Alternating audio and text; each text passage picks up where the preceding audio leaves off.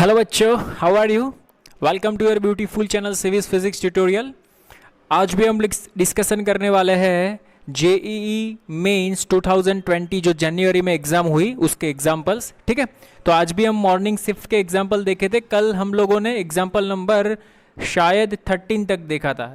आज हम स्टार्ट करेंगे एग्जाम्पल नंबर 14 तक। ठीक है, आइए देखो क्वेश्चन नंबर 14 क्या बोला है। A parallel plate capacitor has a plate of area A separated by a distance D. There are two parallel plate capacitor. इसके बीच का डिस्टेंस हमें दिया है D। ठीक है, और ऐसा बोला है it is filled with a dielectric which has a dielectric constant K vary with।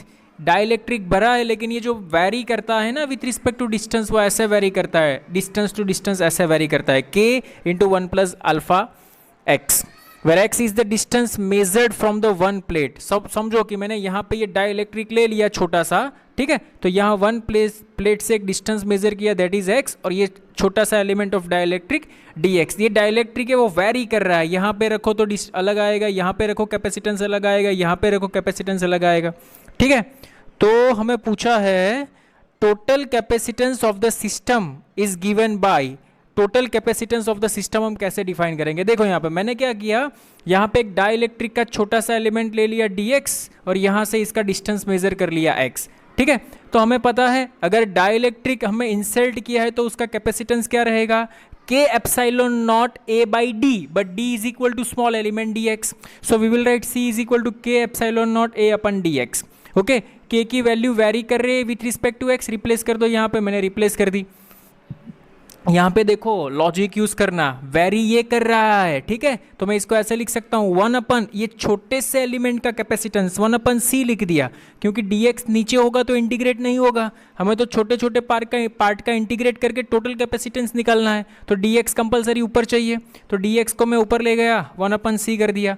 ठीक है, ये dx क्या बताता है, डिस्टेंस बिटवीन टू प्लेट्स। तो यहाँ से मैंने स्टार्ट किया, पहले यहाँ पे रखा, फिर यहाँ पे रखा, फिर यहाँ पे रखा, फिर यहाँ पे रखा, तो किस हिसाब से वेरी होता है, तो 0 to d dx upon epsilon not a, ये उल्टा हो जाएगा ऐसे। ठीक है, नाउ सी हियर, ये कांस्टेंट टर्म है एप्सिलॉन नॉट a, निकाल लिया बार। 1 अपन x का क्या होता है ln x, तो x की जगह पे 1 प्लस अल्फा एक्स है, तो यहाँ पे होगा ln 1 plus alpha into x, range रख दो 0 से लेके d।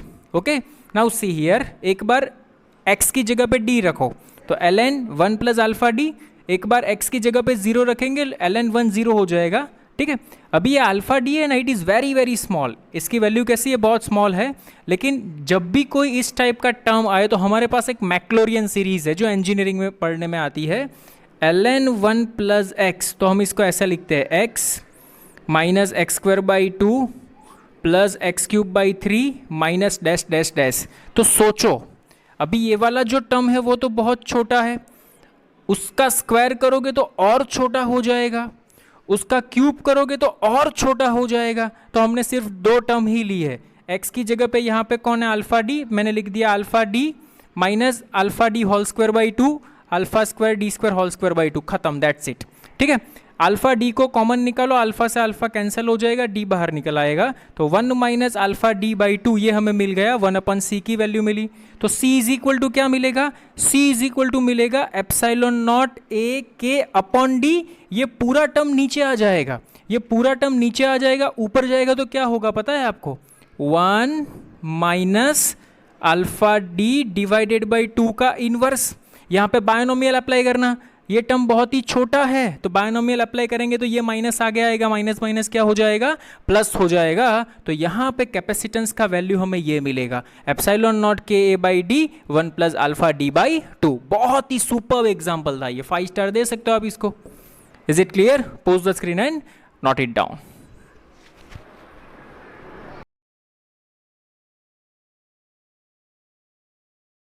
Okay, next question is that, हमें क्वेश्चन में ये कहा है कि ये जो 1 ओम का रेजिस्टर है, ठीक है, ये वाला, इसमें से करंट कितना फ्लो करेगा, और यहाँ पे बैटरी कनेक्ट की है 1 वोल्ट की।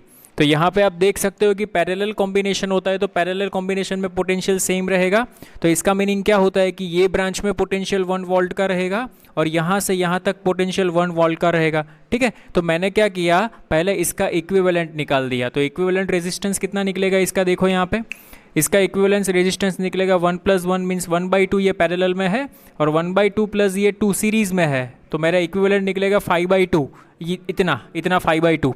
और इस ब्रांच का पोटेंशियल कितना है, 1 वोल्ट है, तो यहाँ से करंट कितना मिलेगा, करंट मिलेगा I is equal to 1/5/2 means 2.5, तो our answer is 0.4 ampere. Means यहाँ से 0.4 एम्पियर करंट एंटर होगा तो यहाँ पे रेजिस्टर इक्वल है, तो सीधी बात है इक्वल पार्ट में करंट डिस्ट्रीब्यूट हो जाएगा, तो यहाँ पे कितना करंट फ्लो करेगा, 0.2 एम्पियर। अगर इसमें पूछा होता तो इसमें भी 0.2 एम्पियर। समझ में आ रहा है? अगर ये वाले ब्रांच में पूछा होता तो बहुत ईजी है, V is equal to I R. Okay, तो I is equal to V दिया है हमें 1, R इज गिवन 2.5। मैंने सभी में करंट निकाल के आपको दिखा दिया। अरे समझ में आया क्या? ओके, एक चीज़ ध्यान में रखना, पैरेलल में पोटेंशियल क्या रहता है, सेम रहता है। ये कंसेप्ट यहाँ पे आपको पूछा था। Pose the screen and note it down.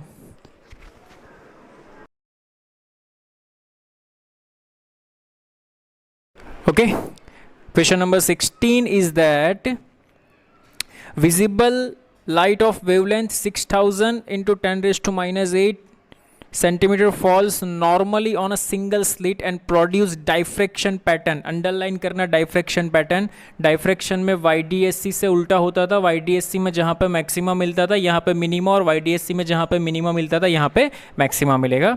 It is found that the second diffraction minima, तो यहाँ पे डाइफ्रैक्शन का फॉर्मूला था d sin theta is equal to n lambda, याद है तो मिनिमा के लिए, ठीक है। सेकंड डाइफ्रैक्शन n की वैल्यू 2 लिख दो। कहाँ पे मिलता है, तो 60 डिग्री पे मिलता है, ऐसा बोला है, तो d sin theta is equal to 2 lambda, theta is equal to 60 degree रख दो यहाँ पे, ठीक है।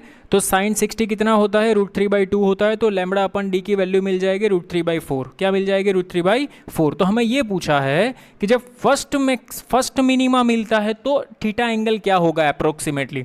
तो देखो यहाँ पे for first minima n lambda, n की जगह पे हम क्या रख देंगे, यहाँ पे 1 रख देंगे, तो d sin theta is equal to lambda हो जाएगा। So sin theta is equal to lambda upon d की वैल्यू है √3/4, तो √3/4, √3 1.71 के करीब होता है, और 4 की वैल्यू क्या होती है, 1.71 डिवाइडेड बाई 4 करेंगे, और इसका जब सब्सट्रैक्शन होगा वो साइन के टेबल में चेक करना, अप्रोक्सीमेटली इसका आंसर 25.65 आता है। तो ऑप्शन में मैच कर लेना ये क्या हो सकता है, 25 के करीब आपका आंसर आएगा। समझ में आया क्या? डाइफ्रैक्शन, अगर आपको डाइफ्रैक्शन समझना है तो मैंने वेव ऑप्टिक्स का वीडियो लेक्चर बनाया है, वहाँ पे जाके आप समझ सकते हो, ठीक है। मोस्ट IMP अच्छा एग्जाम्पल था, note it down.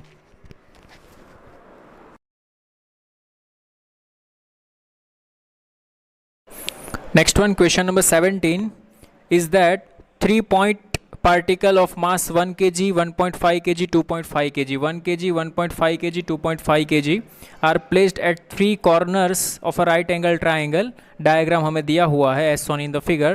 The centre of mass of the system, इसका सेंटर ऑफ मास फाइंड करना है, बहुत ही ईजी है। फॉर्मूला है m1 x1 plus m2 x2 plus m3 x3। तो देखो यहाँ पे x1 कोऑर्डिनेट इसका 0 है तो इसका आंसर 0 आएगा, इसका भी x कोऑर्डिनेट 0 है तो इसका भी आंसर 0 आएगा। सिर्फ ये मल्टीप्लाई होगा 3 × 1.5, तो 3 × 1.5 अपन total mass m1 plus m2 plus m3, 1 plus 1.5 plus 2.5 total 5 हो गया। So what is the answer, 0.9 means x की डायरेक्शन में सेंटर ऑफ मास 0.9 सेंटीमीटर होगा। y एक्सिस में बात करें, y एक्सिस में ये 0, ये भी 0, ये बचेगा 2.5 × 4 divided by 5। 2.5 into 4 means 10, 10 by 5 means 2 centimeter, ठीक है। So which one is correct? Option number 4 is correct, 0.9 centimeter right and 2 centimeter above 1 kg। Okay, 0.9 centimeter right hand side, x है इसलिए, above y है इसलिए। Clear? Okay, note it down, easy question था।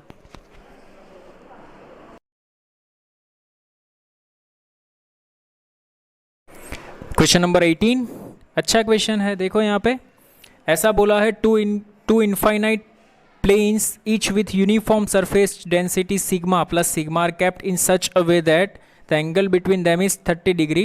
The electric field in the region shown between the them is blank. Means ये जो दोनों plate है ना, इसके बीच का एंगल 30 डिग्री दिया है, इसके बीच में हमें क्या फाइंड करना है, इलेक्ट्रिक फील्ड फाइंड करनी है। मैंने क्या किया, देखो यहाँ पे एक पॉइंट कंसिडर करिए दिस वन, ठीक है। तो ये पॉइंट पे इसकी क्या इफेक्ट होगी, तो ये पॉइंट पे इसकी इफेक्ट होगी अपवर्ड डायरेक्शन में। हमें ये कार्टेशियन कोऑर्डिनेट को फॉलो करना है, ठीक है। तो हमें पता है कि सिंगल अगर इनफाइनाइटली प्लेट है तो वो कितना इलेक्ट्रिक फील्ड जनरेट करेगी, sigma upon two epsilon not, ठीक है। तो इसकी वजह से इलेक्ट्रिक फील्ड आएगी sigma upon two epsilon not upward direction में, मीन्स वाई डायरेक्शन में। तो मैं ऐसा लिख सकता हूँ E1 is equal to sigma upon two epsilon not Y cap, ठीक है। नाउ सी हियर, इस पॉइंट पे इसकी क्या इफेक्ट होगी, तो इस पॉइंट पे इसकी इफेक्ट ये डायरेक्शन में होगी, this one is E2, this one is E2, ठीक है। तो ये हमारी एक्सीज है, तो ये जो लाइन है ये इसके पैरेलल है, तो सीधी सी बात है ये इससे के साथ ये 30 डिग्री बना रहा है, तो ये लाइन इसके पैरेलल, तो ये भी कितना होगा 30 डिग्री। ये 90 है तो ये 30, ये 90, तो रिमेनिंग 60 होगा। तो ये हॉरिजॉन्टल के साथ इलेक्ट्रिक फील्ड 60 का एंगल बना रही है। तो there are two component, this one is minus EX, this one is minus EI, means EX क्या लिख सकते हो आप इसको, माइनस एक्स कैप और माइनस वाई कैप, ठीक है। 60 डिग्री है तो E cos 60 x cap, E sin 60 Y cap with negative sign. देखो पर्टिकुलर प्लेट के लिए ये तो आएगा ही sigma upon two epsilon naught, direction क्या आएगी minus cos 60 x cap this one, minus sin 60 Y cap this one. Is it clear, समझ में आया। अभी नेट चाहिए तो दोनों का एडिशन कर दो, E net is equal to E1 plus E2। So E1 is given, this one replace कर दिया, E2 दिस वन रिप्लेस कर दिया, cos 60 1/2 sin 60 √3/2, ठीक है। दोनों में से sigma upon two epsilon not common ले लिया, रख दिया यहाँ पे। दोनों में से वाई कैप को कॉमन ले लिया, तो 1 minus √3/2 Y cap minus 1/2 X cap. So this one is our answer. अच्छा क्वेश्चन था ये वाला भी, समझ में आया क्या? Okay, pause the screen and note it down.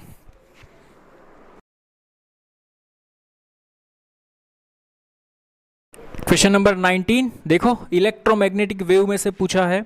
हमें ऐसा कहा है, if the magnetic field in a plane of electromagnetic wave is given by, ये दिया है मैग्नेटिक फील्ड का वेक्टर, ठीक है। तो हमें पूछा है कि इलेक्ट्रिक फील्ड का वेक्टर फाइंड कीजिए। तो हमारे पास एक्चुअल में फॉर्मूला क्या रहता था पता है क्या? Vector B is equal to B0 omega T plus KX और vector E is equal to E0 omega T plus KX। समझ में आ रहा है क्या? इसमें ये क्वांटिटी में चेंज नहीं आता था, तो चेंज किस में आता था? मैक्सिमम वैल्यू में चेंज आता था। तो हमारे पास एक फॉर्मूला था E0 is equal to B0 into C, otherwise C is equal to E0 upon B0। तो ये हमारी मैक्सिमम वैल्यू है 3 इंटू 10⁻⁻8, रख दो यहाँ पे।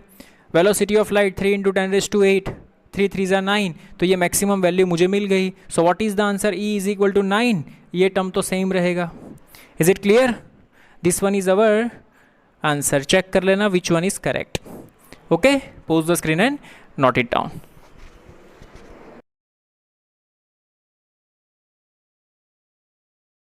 देखिए नेक्स्ट वन, क्वेश्चन नंबर 20।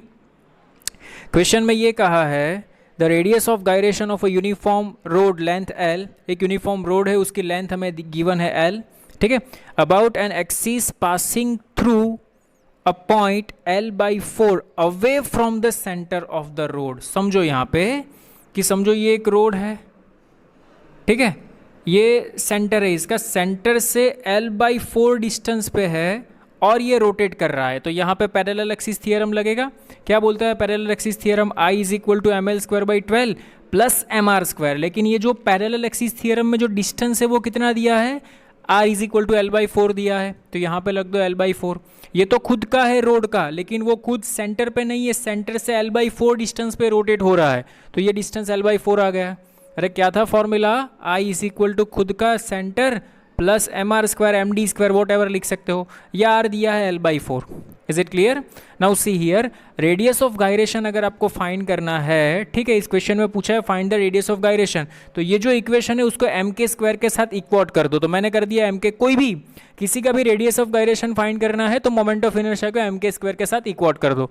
मैंने इसको इक्वॉट कर दिया mk² के साथ, m cancel, so k² is equal to L²/12 upon L² plus L²/16। Now see here, इसका LCM निकलेगा 48, यहाँ पे 4 चाहिए, यहाँ पे 3 चाहिए, ठीक है। तो 7 L² upon 48, so k is equal to √7 upon 48 into L। Okay, good example. Okay, pause the screen and note it down.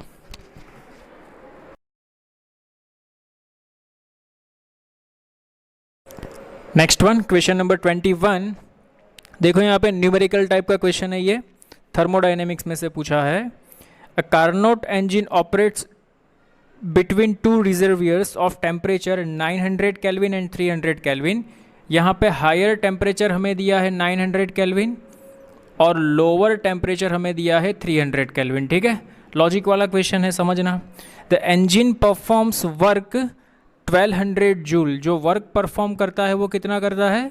1200 joule per cycle. The heat energy delivered by a engine to the lower temperature reservoir means QH heat energy, sorry lower temperature हमें find करनी है, QL lower temperature हमें find करनी है, reservoir को कितनी energy in one cycle में मिलती है वो। ठीक है, तो देखो यहाँ पे हमारे पास एक फॉर्मूला है, हायर एनर्जी जो अगर हमें फाइंड करनी है तो एफिशिएंसी का एक फॉर्मूला रहता है। क्या है पता है आपको?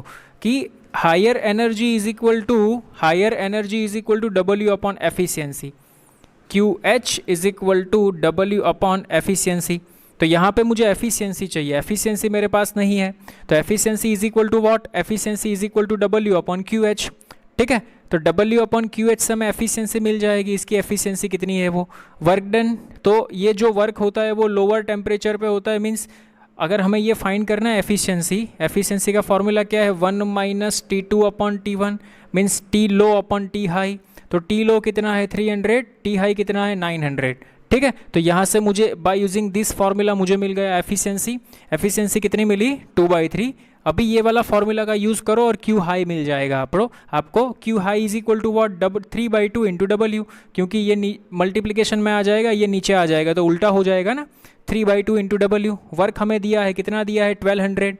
ठीक है, so QH is equal to 3/2 into 1200, तो हमारा आंसर आएगा 1800 जूल। ठीक है, तो अभी क्या होता है, कुछ एनर्जी वर्क में जाएगी और कुछ एनर्जी रिजर्वियर में जाएगी।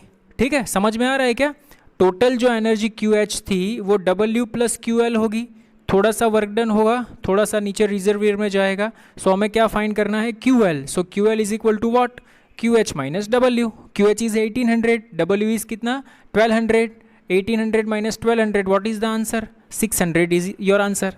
अरे समझ में आया क्या? ओके, गुड क्वेश्चन था, नोट डाउन।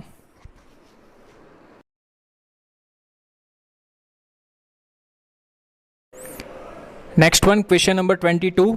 क्वेश्चन नंबर 22 में ऐसा बोला है, a non isotropic solid metal cube has coefficient of linear expansion 5 × 10⁻⁵ along x axis and 5 × 10⁻⁶ along y axis and z axis. If the coefficient of the volume expansion of the solid is C into means delta V upon V is given, delta V upon V is given C into 10⁻⁶, तो what is the value of C? ठीक है, तो देखो यहाँ पे V is equal to LBH रहता है। ठीक है, तो ये हम लोग ट्रायल एंड एरर में पढ़ चुके हैं। ठीक है, एरर्स में यूनिट डायमेंशन में delta V upon V is equal to delta L upon L plus delta B upon B plus delta H upon H। ठीक है, लेंथ में हमें दिया है 5 × 10⁻⁵ और ये दोनों में हमें दिया है 5 × 10⁻⁶, 5 × 10⁻⁶। ये डेटा इज गिवन। ठीक है, तो यहाँ पे पावर -6 है, यहाँ पे पावर -5 है, तो -6 करने के लिए यहाँ पे मैं 5 0 कर दूंगा, तो यहाँ पे 50, 55 प्लस 5 60, तो व्हाट इज द आंसर? 60 × 10⁻⁶। तो डेल्टा V का आंसर मिला मुझे 60 × 10⁻⁶, तो 10⁻⁶ तो गिवन है, सो what is the answer? 60 is our answer. Is it clear? समझ में आ रहा है? ये चीज़ ध्यान में रखना, वरना बच्चे यही सर ये आंसर मैं कैसे लिखूँ, ऑलरेडी ये तो क्वेश्चन में गिवन है, हमें सिर्फ 60 ही लिखना है। Okay, note it down.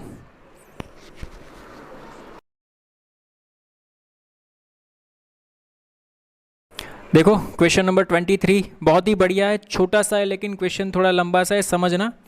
A loop ABCDEFA of a straight aged has 6 corners point 0, 0, 0, 5, 0, 0, 5, 5, 0, 0, 5, 0, 0, 5, 5 and 0, 0, 5। ये सभी पॉइंट को मैंने देखो अरेंज कर दिए। यहाँ पे 3 एक्सीज है तो मैंने ड्रॉ किया x axes, y axes, z axes, आपको समझ में आए इसलिए। पहला पॉइंट जो A है वो दिया है 0, 0, 0, ये रहा 0, 0, 0। दूसरा पॉइंट दिया है 5, 0, 0, इसका मीनिंग होता है वो x एक्सिस पे आएगा। तीसरा पॉइंट दिया है 550, हमें पता चलना चाहिए कि ये इसको हम बोलेंगे XY प्लेन, यहाँ पे आएगा। दूसरा पॉइंट यहाँ पे आएगा। तीसरा पॉइंट 005, तो इसको बोलेंगे YZ प्लेन, तो यहाँ पे आएगा। ठीक है। तो हमें क्वेश्चन में ये पूछा है कि द क्वांटिटी ऑफ फ्लक्स, ये लूप में से कितना फ्लक्स पास होगा, और magnetic field is given 3i cap plus 4j cap. ठीक है। Now see here what is the फंडा। देखो यहाँ पे हमें ये लूप में से पूछा है, मीन्स कि इसका फ्लक्स का फॉर्मूला होता है B डॉट A। चलो B तो गिवन है, एरिया कैसे फाइंड करोगे। ठीक है। नाउ सी हियर, अगर XY प्लेन है तो इसका एरिया वेक्टर Z डायरेक्शन में आएगा। ठीक है। तो इसका एरिया कितना निकलेगा, एरिया का मैग्नीट्यूड 5 इंटू 5 25, और डायरेक्शन Z XY है तो परपेंडिकुलर होती है ना डायरेक्शन, XY प्लेन है तो डायरेक्शन ऐसे होगी। ठीक है। तो 25 k कैप। अगर इसकी बात करें, ये YZ प्लेन है तो इसकी डायरेक्शन एरिया की x डायरेक्शन में होगी।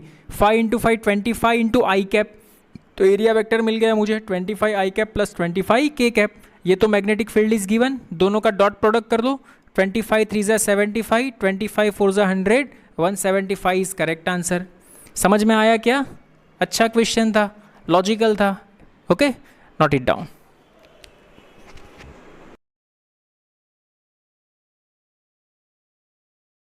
Okay, next one, question number 24। देखो यहाँ पे न्यूमेरिकल टाइम पे, numerical type, a particle of mass m is equal to 1 kg। देखो यहाँ पे m is equal to 1 kg का एक पार्टिकल है। Slide down a frictionless track AOC, यहाँ पे एक ट्रैक दिया है AOC। ठीक है। स्टार्टिंग फ्रॉम रेस्ट, यहाँ पे रेस्ट पे है 2 मीटर की हाइट पे। आफ्टर रीचिंग एट C, जब वो यहाँ से C पोजीशन पे पहुँचता है, the particle continues to move freely in air. Means particle यहाँ से यहाँ गया तो will free move to air, means यहाँ तक पहुँचा, ऐसा सोचो। ठीक है। When it reach the height point P, means वो यहाँ कोई पॉइंट P है जो यहाँ से 1 मीटर के डिस्टेंस पे है, यहाँ पे पहुँचा। Okay. The kinetic energy of the particle is, जब वो यहाँ पे पहुँचता है तो काइनेटिक एनर्जी क्या होगी, तो we have a formula, kinetic energy is equal to change in potential energy. Okay, so mg delta H means H2 minus H1, mass is given 1, g is equal to 10। यहाँ पे height 2 थी, यहाँ पे height 1 है। ठीक है, 2 minus 1, तो kinetic energy उसकी क्या होगी, 10 जूल। खत्म, लॉजिकल क्वेश्चन था। समझ में आया क्या? ओके, कोई problem? Note it down.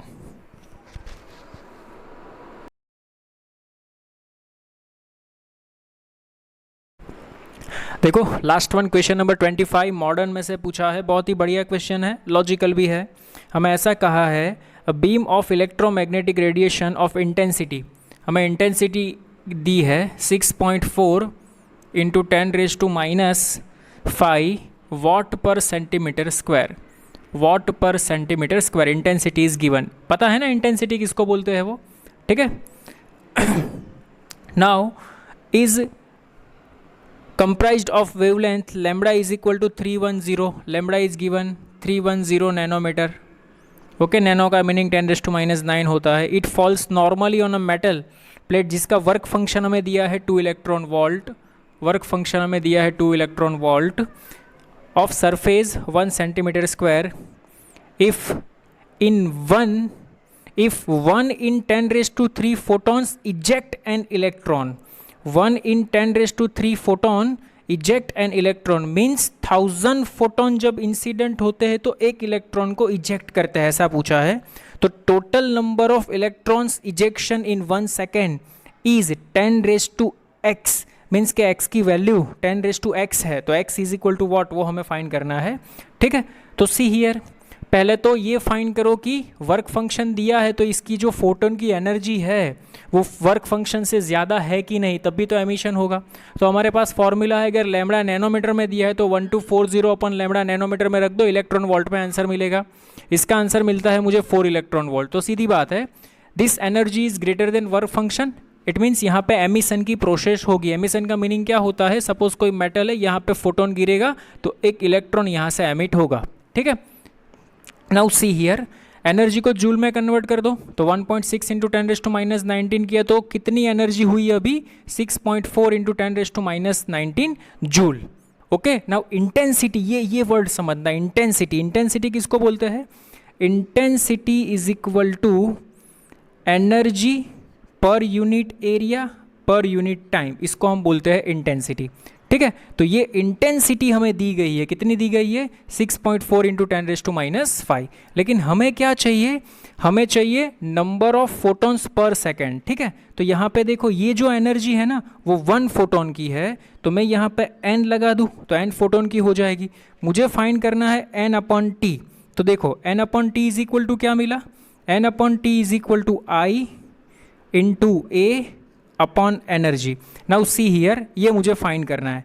I is given 6.4 into 10⁻⁵ रख दो यहाँ पे। ओके, ये क्या है? वेबर पर सेंटीमीटर स्क्वायर।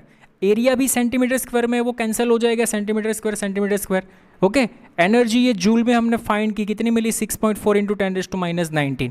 ठीक है, तो नंबर ऑफ फोटोन पर सेकेंड हमें कितने मिले? 10⁻14 मिले। लेकिन समझना, उसने क्या कहा है कि 10⁻3 फोटोन मिलके 10⁻3 फोटोन मिलके एक इलेक्ट्रॉन को निकालते हैं।